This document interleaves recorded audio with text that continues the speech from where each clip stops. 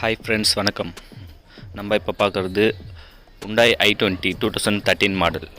இதில் பார்த்தீங்கன்னா airbag light வந்து எரிஞ்சிட்டே இருக்குது. இதுதான் கம்ப்ளைண்ட்டு.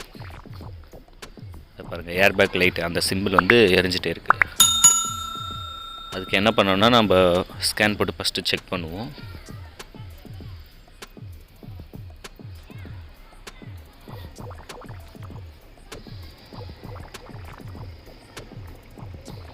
செக் பண்ணி ட்ரபிள் கோட் செக் பண்ணுவோம்.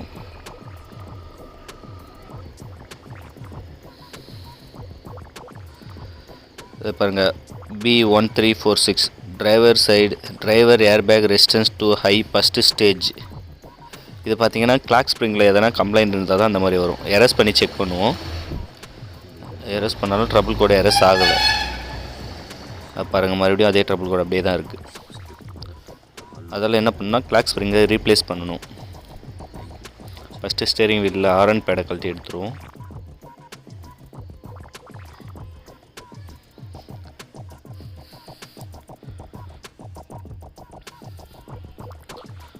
இந்த கிளிப் வந்து பார்த்து ரொம்ப சென்சிட்டிவாக இருக்கும். அதெல்லாம் பார்த்து எடுக்கணும் மெதுவாக, இல்லைன்னா டேமேஜ் ஆகிடும்.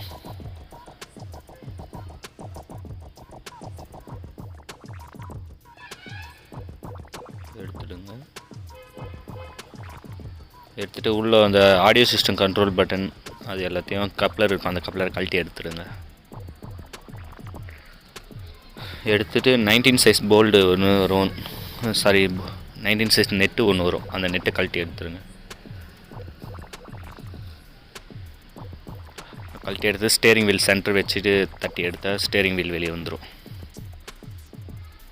அவ்வளோதான், எடுத்தாச்சு. இது இருக்கு இல்லைங்களா, இதுதான் கிளாக் ஸ்ப்ரிங்கு. இதை தான் இப்போ ரீப்ளேஸ் பண்ணணும். அதால் இந்த ஸ்க்ரூலாம் கழட்டி எடுத்துருவோம்.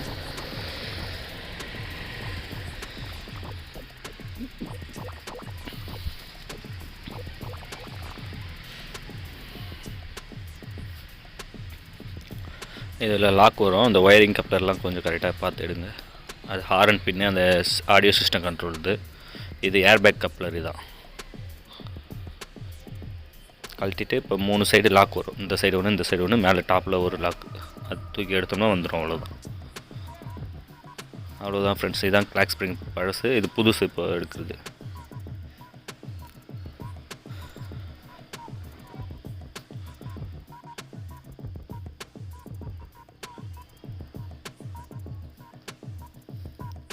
இதில் வந்து ரிப்பன் டேப் மாதிரி ஒன்று வரும். அதால் அந்த டேப் வந்து யூசேஜில் லெஃப்ட் ரைட் கட் பண்ணும்போது அது உள்ளே இருக்க ரிப்பன் வந்து கட் ஆகிடுச்சுன்னா தான் இந்த மாதிரி ஏர்பேக் லைட் எரிய ஆரம்பிச்சிடும். சம்டைம் ஹாரன் அடிக்காது, சம்டைம் அந்த ஆடியோ சிஸ்டம் கண்ட்ரோல் பட்டன்லாம் ஒர்க் ஆகாது. கப்ளர்லாம் கரெக்டாக லாக் பண்ணிடலாம் ஃப்ரெண்ட்ஸ். இல்லைனா அது சரியாக அது ஒன்று இல்லைனா ஏர்பேக் லைட்டு எரிஞ்சிட்டே தான் இருக்கும். கம்ப்ளைண்ட் அரெஸ்ட் ஆகாது. ஓகே, எல்லாம் கவர்லாம் மாட்டி ஸ்க்ரூ போட்டுருவோம்.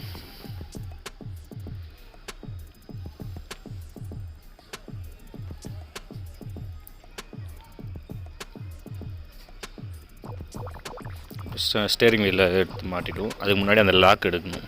கிளாக் ஸ்ப்ரிங் லாக் பண்ணி இருக்குது அந்த லாக்.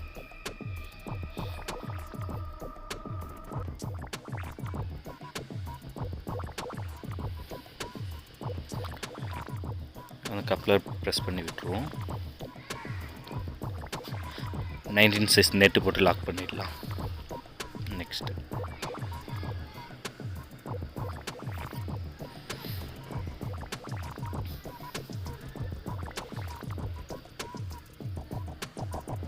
ஃபுல் டைட் பண்ணிடலாம்.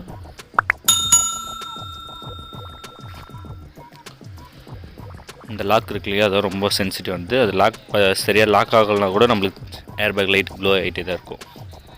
ட்ரபிள் கோட் அப்படியே தான் இருக்கும். அதை அந்த லாக்கை ப்ரெஸ் பண்ணிவிட்டு நல்லா ஃபுல் ப்ரெஸ் பண்ணி லாக் பண்ணணும். நல்லா இல்லாதுனா லாக் டக்குன்னு சவுண்டு வரும். அவ்வளோ, அதை போட்டு அந்த ஒயர் லாக் பண்ணிவிடுவோம். அப்புறம் 2 சைடு T40 ஸ்க்ரூ அலங்கி போட்டு ஸ்க்ரூ 2 வரும், அந்த ஸ்க்ரூவை டைட் பண்ணிடலாம். T40 அலங்கி இதில் டைட் பண்ணணும்.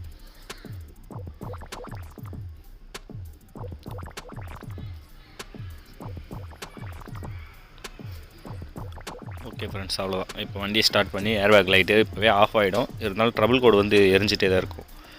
சாரி, ட்ரபிள் கோடு வந்து உள்ளே சேவ் ஆகி தான் இருக்கும். அதை ஸ்கேன் போட்டு நம்ம ட்ரபிள் கோடை அரெஸ்ட் பண்ணணும். ஓகே ஃப்ரெண்ட்ஸ், இப்போ ட்ரபிள் கோடு மறுபடியும் ரீசெக் பண்ணுவோம். கிளியர் டேட்டா கொடுத்துருவோம். டிடிசி கொடுத்தாச்சு, அவ்வளோதான். இப்போ ரீட் டிடிசி கொடுத்தா எதுவும் ட்ரபிள் கோடு இல்லை, நோ ப்ரெசன்ட்னு வந்துடுச்சு. Okay, thank you friends.